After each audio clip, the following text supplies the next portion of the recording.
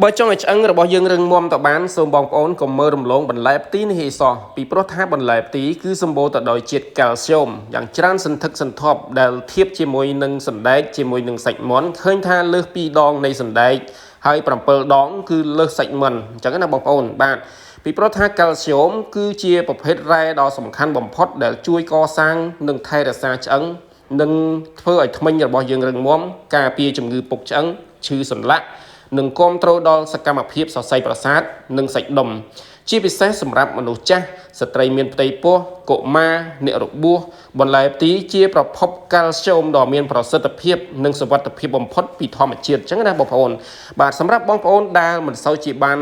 ទទួលទានបន្លែផ្ទីដែលគិតថាខ្លួនឯងខ្វះជាតិកាល់ស្យូមខ្ពស់បាទដែលបារម្ភជាមួយនឹងការកើតជំងឺពុកឆ្អឹងអីហ្នឹងក៏បងប្អូនអាចក្រឡេកមកមើលជាមួយនឹងបន្លែផ្ទីវិញមកបាទបងប្អូនគ្រាន់តែហូបបន្លែផ្ទីតែមួយមុខហ្នឹងគឺវាគ្រប់គ្រាន់ណាស់ទៅហើយដែលអាចជួយថែរក្សាឆ្អឹងរបស់យើងហ្នឹងឲ្យរឹងមាំបានជៀសផុតពីជំងឺពុកឆ្អឹងអញ្ចឹងណាបាទហើយពីព្រោះថាជំងឺពុកឆ្អឹងគឺវាកើតឡើងដោយយើងមិនដឹងខ្លួនដោយយើងមិនបានដឹងមុនទេស្រាប់តែដល់ពេលវាមានបញ្ហាឆាប់តែយើងវាធ្វើទុកមកបានយើងដឹងយើងចាប់អារម្មណ៍អញ្ចឹងណាហើយលើពីនេះបងប្អូនបន្លែផ្ទីក៏សម្បូរទៅដោយសារធាតុប្រឆាំងអុកស៊ីតកម្មយ៉ាងច្រើនមានដូចជាជាតិដែកវីតាមីន A វីតាមីន C វីតាមីន K ម៉ាញ៉េស្យូមហើយក៏វាជួយបង្កើនប្រព័ន្ធភាពស៊ាំការពារជំងឺផ្ដាសាយធ្វើឲ្យភ្នែករបស់យើងក៏ភ្លឺថ្លាស្បែករបស់យើងក៏ស្អាតនេះក៏ដោយសារតែវីតាមីន A និងវីតាមីន C ដែលមាននៅក្នុងផ្ទីនេះឯងលើសពីនេះក៏វាអាចជួយគ្រប់គ្រងជាតិខ្លាញ់គ្រប់គ្រងសម្ពាធឈាមដែលល្អសម្រាប់មនុស្សចាស់បាទបងប្អូនដែលមានឪពុកម្ដាយចាស់បាទដែលក៏អត់សូវបានទទួលទានជាបន្លែឬក៏ត្រីសាច់អីបានគ្រប់គ្រាន់ទេក៏បងប្អូនអាចធ្វើជាប្រភេទផ្ទីឲ្យគាត់ទទួលទានអញ្ចឹងណាបាទដើម្បីជួយសុខភាពក៏ដូចជាជួយឆ្អឹងរបស់គាត់ឲ្យរឹងមាំទៅបានហើយលើសពីនេះក៏វាល្អសម្រាប់ប្រព័ន្ធរំលាយអាហារដែរជាពិសេសគឺសម្រាប់អ្នកដែលមានបញ្ហាទល់លាមកឬក៏មាន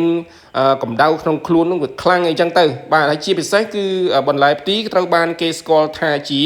យិនសិននៃរដូវក្តៅដោយសារតែសារធាតុប្រឆាំងអុកស៊ីតកម្មដ៏កម្រសម្បូរបែបរបស់វាដែលជួយពន្យឺតដំណើរការនៃភាពចាស់និង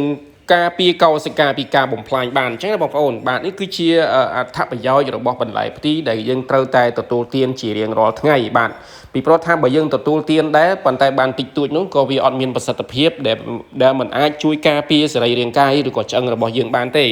ហើយរបៀបនៃការហូបផ្ទីបានជារៀងរាល់ថ្ងៃគឺបងប្អូនអាចយកផ្ទីទៅធ្វើជាលក់អាចយកទៅធ្វើជាបបរផែកធ្វើយ៉ាងណាដើម្បីមានភាពងាយស្រួលក្នុងការហូបឲ្យបានជារៀងរាល់ថ្ងៃតែសម្រាប់ខ្ញុំគឺយកផ្ទីទាំងអស់ហ្នឹងមកសម្ងួតដើម្បីធ្វើជាម្សៅដើម្បីហូបឲ្យបានរាល់ថ្ងៃអញ្ចឹងណាសម្រាប់បងប្អូនដែលអត់មានពេលធ្វើខ្លួនឯងក៏បងប្អូនអាចទំនាក់ទំនងបានទៅតាមរយៈលេខ077 25 33 94បាទដែលមានទីតាំងលក់នៅក្នុងផ្សារសិរីសភ័ណ្ឌខេត្តបន្ទាយមានជ័យ